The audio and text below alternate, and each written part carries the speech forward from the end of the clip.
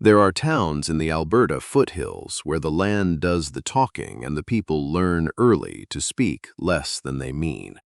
The mountains sit to the west like a permanent reminder that some things are simply larger than whatever is happening in your life, and the sky above the grasslands runs so wide and uninterrupted that a person can feel either very free or very small, depending on the day. In Harwick, Alberta, in the autumn of 1897, the person everyone measured themselves against without quite meaning to was Lily Drummond. She was 28 years old, the only daughter of the town's telegraph operator, with dark brown hair she wore in a practical braid, and a way of listening to people that made them feel, afterwards, that they had said something worth hearing.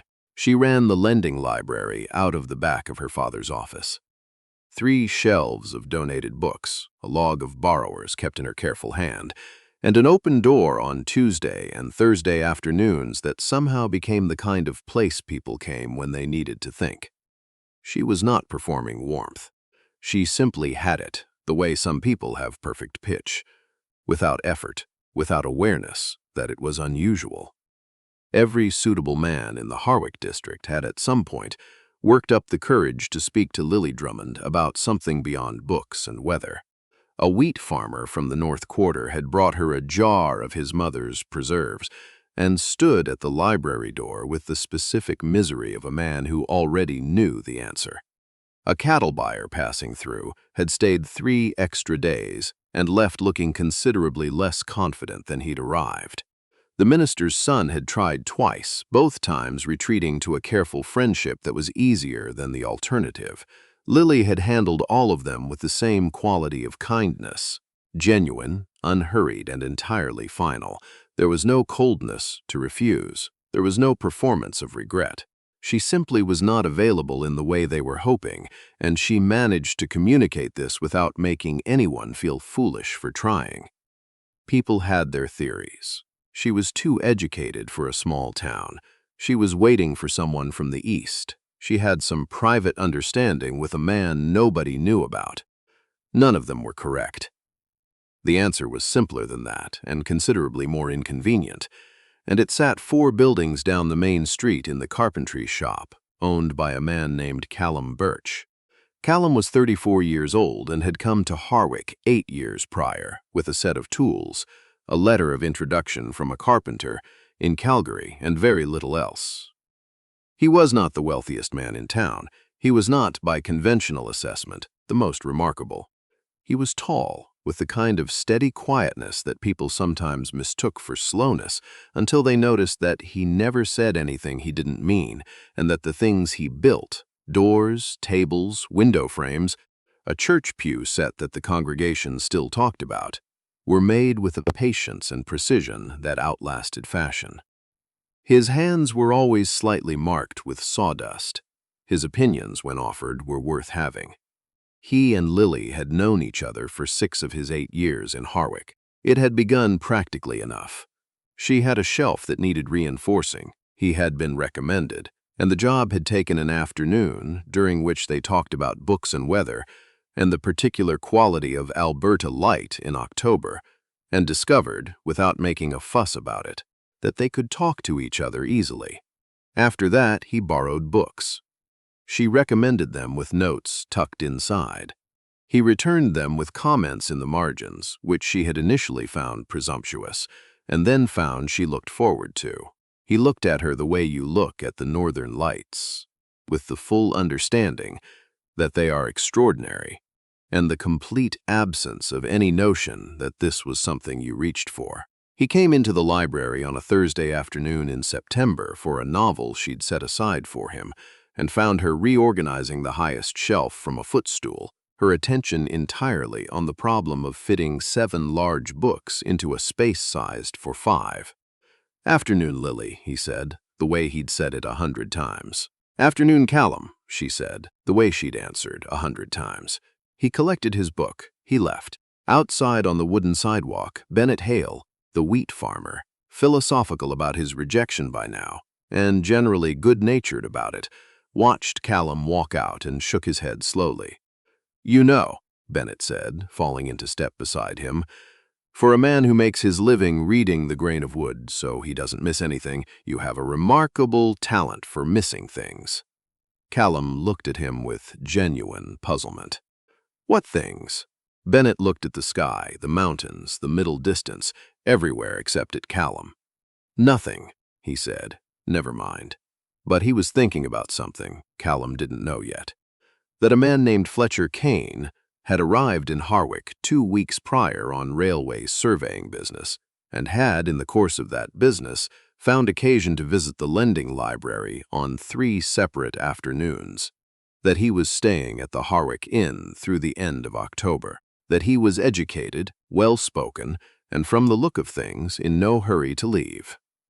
The autumn social was held in the community hall the second weekend of October, when the aspens had gone gold, and the air had the particular sharpness that means summer is done negotiating. Lily had not especially wanted to go, but her father had already told half the town she would, and her mother had pressed her good wool skirt. And there are certain arguments a person simply cannot win at home. She arrived in the pressed skirt with the composure of a woman who has made her peace with being looked at. The requests to dance came quickly. She accepted some because it would be unkind not to, and moved through the evening with the easy attention she gave to most things. Fletcher Kane arrived an hour into the evening. He was 38 lean, with the particular confidence of a man who had spent years navigating different rooms and knew how to make himself comfortable in all of them. He had read things. He could discuss them. He asked Lily to dance, and she accepted because refusing would have made a small scene, and Lily did not make scenes. He was a good dancer. He was also watching her in the careful, measuring way of a man gathering information, not unkind, simply deliberate, the kind of man who, when he made a decision, committed to it entirely. Across the hall, Callum arrived late, having finished a door frame that couldn't wait, still with the faint smell of sawdust that he'd tried to address and mostly hadn't. He accepted a cup of tea from the refreshment table, found a comfortable spot near the wall, and watched the room with the contentment of a man who likes people well enough and has no particular agenda. He saw Lily dancing with Kane, thought, without specifics, that she looked like she was being patient in some private way. She caught his eye across the hall, smiled. Not the one she'd been offering all evening, but the other one, the quick and private one that appeared without warning and disappeared before anyone could make note of it. He smiled back. Then a man beside him started talking about lumber prices, and Callum turned his full attention to that conversation with the uncomplicated ease of a man who has no idea what he just failed to understand. Across the hall, Lily watched him turn away. Then she looked back at Fletcher Kane, who was watching her with that careful, interested attention, and she felt something she had not let herself feel before. The first real edge of the possibility that waiting might eventually cost her something she hadn't priced. 3 days after the social, Lily's father, whose name was Edmund Drummond, sat in the armchair by the window reading a week-old newspaper while Lily organized the Tuesday book returns and said, without looking up, "That surveyor came in yesterday." Lily kept organizing. "He comes in most afternoons. He's a reader. He came in to see me." Edmund set the paper down, asked about the town, how long I'd been here, whether my family had roots in the area. A pause. "Whether you had any particular attachments." Lily's hands slowed on the stack of books. "He's a serious man," Edmund said, choosing his words with the same care he chose everything. "Educated, a real income. He mentioned he travels for work but is looking to settle once the railway contract finishes. Likely Edmonton. Maybe somewhere smaller." He looked at his daughter. "I told him you made your own decisions. That's true." A pause. "I just thought you should know the conversation had happened." Lily set down the books, picked up the next stack, set it down again. "Papa," she said, "do you know why I've said no to every man who's asked?" Edmund was quiet a moment. "I have a thought about it. It involves the Carpenter." "It does." She looked at the near shelf without seeing it. "He doesn't know. I've been patient for 3 years, waiting for him to know it, and she stopped. Started again. "He looks at me the way he looks at the mountains. like they're worth admiring, and it would never in his life occur to him to walk toward them. Her father was quiet for a long moment. "Fletcher Kane is a good man," Lily said, "and if Callum doesn't—" She stopped again. "I can't wait forever, Papa. I know that." Edmund looked at his daughter with the expression of a man who has known something for quite some time and has been waiting patiently for the conversation to arrive. "How long will you wait?" he asked. Lily looked out the window at the October mountains, those mountains Callum never thought to walk toward. "Not much longer," she said quietly, and she meant it for the first time since she'd started waiting. Bennett found Callum at the carpentry shop on a Monday morning and came directly to the point, which was his way. "Fletcher Kane is going to speak formally to Edmund Drummond about Lily," he said, "before the end of the month." Callum was fitting a mortise joint and did not look up immediately. "Where did you hear that?" "From Kane himself, more or less. He asked me about the town last week, about the families in it, about who was settled and who wasn't. He asked about Lily specifically." Bennett settled against the workbench. "I'm telling you because you're my friend, and because you are, I say this plainly, you are almost certainly the least self-aware person I have ever watched operate in close proximity to a woman who—" He stopped. "Just listen." Callum set down his tools and straightened. "Lily Drummond," Bennett said with the patience of a man who has been preparing this speech for a while, "has said no to every man in this district for years. There is a reason for that. The reason has a carpentry shop, and if you wait much longer, she is going to have to make a different kind of decision, and I don't think you're going to enjoy what that looks like." The shop was quiet. A horse went by outside. Sawdust sat in the air. Callum looked at Bennett for a long moment. "She'd never—" he started. "She already has," Bennett said simply. "She's been carrying this for years. And Fletcher Kane is an educated, decent man who sees exactly what he wants and is going to ask for it properly. Which is more than you've done." He pushed off from the workbench. "I've said what I came to say," he said. "The rest is up to you." He left. Callum stood in his shop for a long time after. Among the sawdust and the half-finished work and the smell of pine and cedar that had been the full geography of his ambitions until approximately this moment, with the specific stillness of a man discovering that what he had understood as the fixed shape of his life has just shifted entirely. Fletcher Kane before the end of October. He looked down at his hands, the same hands that had built things meant to last, and thought about a woman 4 buildings down who had been walking past his window for 3 years and leaving books with notes in them and smiling at him across community halls, and felt the slow, awful arrival of comprehension. He set down his tools. He put on his jacket. He walked down the main street. It happened on a Wednesday afternoon in October, 5 days after Bennett's visit. Lily was walking back from the post office with a parcel of new books, a quarterly donation from a bookshop in Calgary that she had cultivated carefully over 2 years, when she passed the carpentry shop. The door was open. Callum was inside, sanding a tabletop, sleeves rolled to the elbows, the particular quietness around him that she had always found more comfortable than other people's conversation. She stopped. She always stopped. They talked. The books, the weather, the Henderson family's new house he was framing. Ordinary things said easily between people who have always found each other easy. Then Callum set down the sandpaper and looked at her. Not the usual way, not the glancing, comfortable, incidental way of people who see each other every week. The other way. The careful, awake way that she had occasionally glimpsed across rooms and then lost. Something was different in his face. Not quite the thing she'd been waiting for. Something more urgent than that. He took a slow breath. "Lily," he said, "I heard that Fletcher Kane is going to speak to your father." She went still. "I don't have any right to say anything about it," he said.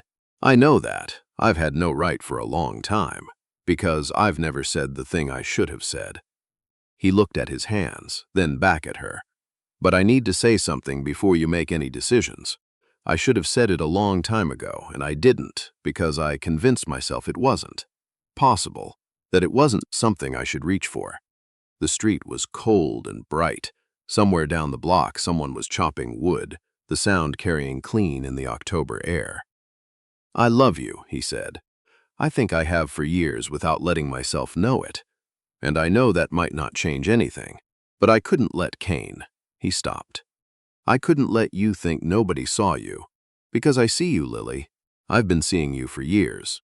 I was just too slow to understand what I was looking at." Lily looked at him for a moment that stretched longer than moments usually do. Then she took one step closer, close enough that she didn't need to raise her voice, and said, "Callum Birch, I have been saving my heart for you for 3 years. I just needed you to figure out you wanted it." She held his gaze long enough for the words to settle into him properly. Then, quieter still, "Don't make me wait anymore." And Callum Birch, who had spent 8 years in Harwick building things for other people's lives and never quite believing he might build something of his own worth having, took one step forward. "Before we go on, where are you listening from today? Drop it in the comments. It means more than you know to hear where this story is reaching. And now, let's go back, because Callum still has some things to do." He went to the telegraph office the next morning, his good shirt, his hair combed, the expression of a man who has made a decision and is not going to spend any more time arriving at it. Edmund was at the key when Callum came in. He looked at the shirt, the hair, the particular quality of resolution in a man's face that is unmistakable when it's genuine. He said nothing, simply turned toward the back of the office and called, "Lily, Callum Birch is here." A pause, footsteps. She came through the doorway and stopped, and the look she gave him had none of the careful, patient composure she'd been maintaining for years, just something direct and clear and slightly undone. "You came. I'd like to come calling on you properly," Callum said, "starting today with your father's permission." Edmund, behind the telegraph key, found something on the ceiling requiring his full attention. "You have it," he said to the ceiling. Lily looked at Callum. Something in her had unlocked, the long-held breath of 3 years finally finding its way out. "You know," she said, "most men who come calling bring something." He looked at his empty hands. "I'll bring something tomorrow." "Is there going to be a tomorrow?" "Every day," he said, "for as long as you'll have me." She looked at him one moment more. Then she smiled, the real one, the quick private one that had always been his without him knowing it. "Then you'd better not be late," she said. What followed was the most discussed courtship in Harwick's recent memory. He came on Thursdays with wildflowers he'd noticed growing along the fence line on his walk. Nothing bought, nothing arranged. She put them in a tin can on the library counter and didn't explain them to anyone, which created considerable conversation. He came to Sunday dinner at the Drummonds and discovered that Edmund had opinions about railway policy, and that Lily's mother, whose name was Frances, served a roast that suggested she had been preparing for this particular Sunday for some time. He and Lily talked across the table the way they always had, easily and with the dry, unhurried humor that had always existed between them, except that now neither of them was pretending, it was merely neighborly. On a Sunday in November, when the first real snow had come and the town was muffled and still, they walked to the ridge at the edge of the property behind the church, where you could see the whole valley below. The town small and grid-like, the river pale and glinting, the mountains west and enormous and entirely themselves. "Why me?" he asked, and he meant it genuinely, not as a deflection or a complaint, but as a real question from a man trying to understand his luck. "There were better prospects by any reasonable measure." "You never showed me anything," she said. "Every other man who came wanted me to see something, his land, his prospects, what he could offer." She looked out at the valley. "You showed up the same every week. The books came back with your thoughts in the margins, not impressions you thought I wanted. You talked to my father about things he cared about, not things that made you look well." She paused. "I always knew exactly who you were. That's not common, Callum. That's actually very rare." He was quiet for a while. "Kane is a decent man," he said. "He is. You could have. Callum." She turned to look at him directly.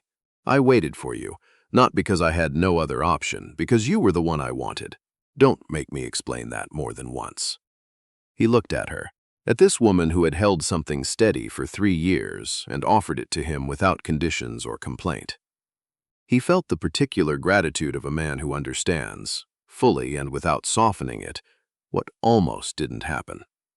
The mountains stood to the west, doing what they always did, and something that had been patient for a very long time finally sat down beside him on that ridge and stopped waiting. December in the Alberta foothills arrives with its own authority.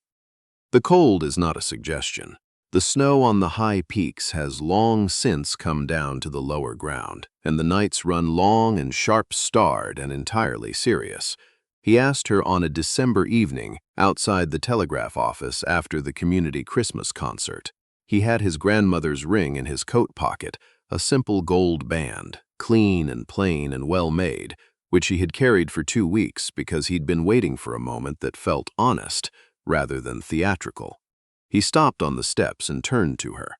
"Lily," he said, "I need to say something plainly, because I've been unclear for long enough and you deserve better than unclear."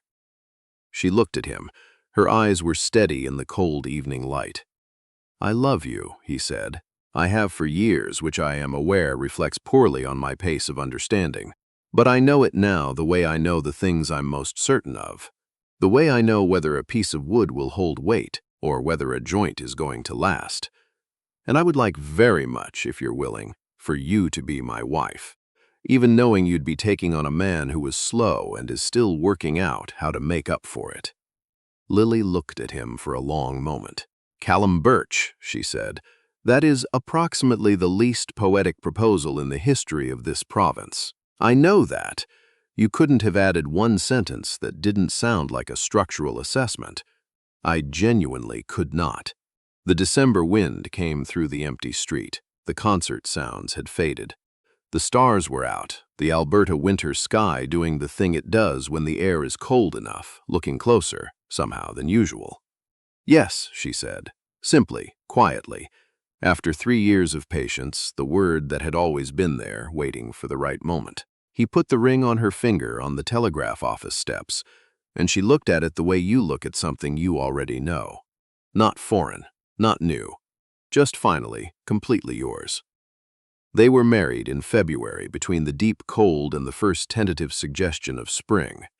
The community hall was full. Half of Harwick felt, with some justification, that they had been personally invested in this outcome and had therefore earned their place at the celebration.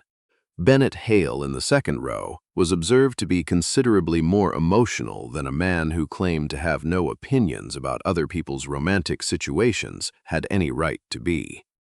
Lily wore her mother's brooch on a dress she'd made herself.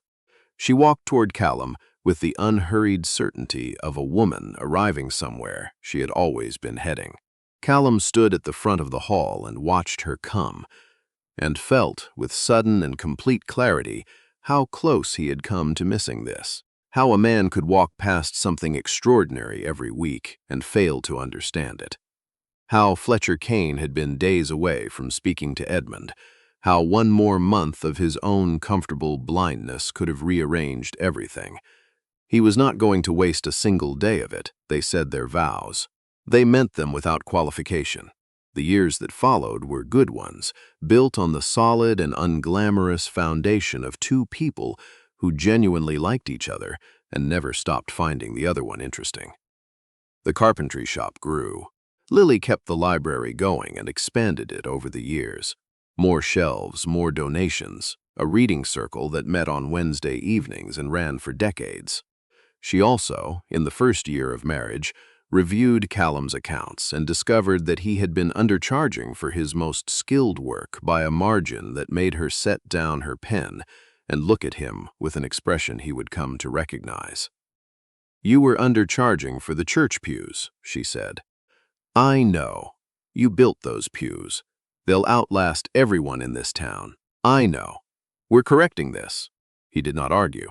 He had learned quickly that on matters of value and practicality, Lily was simply right, and that the wisest thing a man could do was stand aside and let her fix it. Their daughter arrived in the third year, a girl with her father's patience and her mother's particular quality of attention. They named her Anna. She came into the world on a snowy March morning and regarded everything around her with the calm, assessing look of someone who was going to take her time making up her mind. Their son came in the 5th year. They named him Edmund for Lily's father, who had by then become the kind of grandfather who appeared at the carpentry shop on Saturday mornings with pie from the previous evening and a newspaper he hadn't finished. The boy was quick and loud and funny in a way that made the house considerably more alive. On a summer evening in their 7th year, Lily was in the library after hours, putting the returns back in order when Callum came to walk her home. He stood in the doorway and watched her for a moment before she noticed him, moving along the shelves with the easy concentration of someone doing work she has always known how to do, the July evening light coming through the window and catching the dust motes and the warm colors of the book spines. She noticed him, turned. "You're staring," she said. "I know, you didn't used to stare." "I used to not understand what I was looking at," he said. "I've corrected that." She smiled, the real one, and he came across the room and took the book out of her hands and set it down and held her in the evening light. She rested her head against his shoulder. Outside, Edmund and Anna could be heard in some dispute involving the fence and a cat of uncertain ownership, both of them arguing with the passionate certainty of children who have inherited stubbornness from both sides in equal measure. Callum held his wife in the library light, among her books and her careful borrower's log, and the 3 shelves that had once been the entire extent of the collection, and were now 9, and he thought about Fletcher Kane, about Bennett's voice in the shop on that Monday morning, about how close the whole thing had come to going in another direction, quietly and permanently, while he was sanding a table. He was grateful in the way you are only truly grateful when you understand what the other version of events would have looked like. He pressed his lips to her hair. "I see you," he said quietly. She didn't ask what he meant. She had always known. She had simply been waiting for him to say it. Years later, when Anna was old enough to ask, she asked her mother how she had known. They were at the kitchen table, Lily teaching Anna how to do the accounts for the library in a way that would keep the numbers honest, a tradition Anna would eventually carry forward in her own way. And the question came sideways between column editions, the way the important questions usually come. How did you know Papa was the right one when he didn't know it himself? Lily was quiet for a moment, looking at the columns. "He never showed me anything," she said finally. "Every man who came along wanted me to see his land or his standing or what he could give me. Your father just showed up, the same every week. He talked to me like a person, and he meant what he said, and he was never one thing in public and something else in private." She looked up. "I always knew who he was. That turns out to be rarer than you'd think." Anna considered this, "But you almost didn't wait, because of the surveyor." Lily looked at her daughter, Callum's patience in her face, along with Lily's own particular sharpness. "Yes," she said honestly. "Almost." She straightened the ledger. "That's the part I want you to remember. Not the happy ending, the almost." She looked at her daughter directly. "Know what you want. Don't make yourself smaller for anyone, and don't perform for anyone either. And if the person you're waiting for is slow, give them time. But not forever. What if they don't come?" Lily was quiet for a moment. "Then you know," she said, "and you move forward. But Anna," she covered her daughter's hand with hers on the ledger. "In my experience, when you say the true thing plainly to the right person, they show up." There is something worth saying before this ends about Lily Drummond and what she actually did. She did not wait passively. She lived her life, kept her library, expanded it, recommended books, wrote notes in the margins of people's days as easily as Callum wrote notes in the margins of hers. She showed up every day as exactly herself, without reduction, without performance. And when she understood that time was no longer an inexhaustible resource, she said the true thing on a cold October street and walked away without waiting to see how it landed. That is not a small act. That required more nerve than anything Callum did. And Callum is not a villain in this story. He's something more recognizable than that. A man so convinced that something extraordinary was beyond his entitlement that he never thought to reach for it. Until Bennett Hale walked into a carpentry shop on a Monday morning, until the clock that had been running quietly became, all at once, impossible to ignore. Sometimes that's what it takes. Not the arrival of love. The love was already there. But the understanding that love, like everything else worth having, is not guaranteed to wait indefinitely. They chose each other deliberately at what turned out to be very nearly the last possible moment, but still in time. That's the part that matters. They made it with not a great deal of room to spare, and they did not waste a day of what came after. Thank you for being here today, wherever you are across this country, or beyond it. I'm glad this story found you. Until next time, keep listening.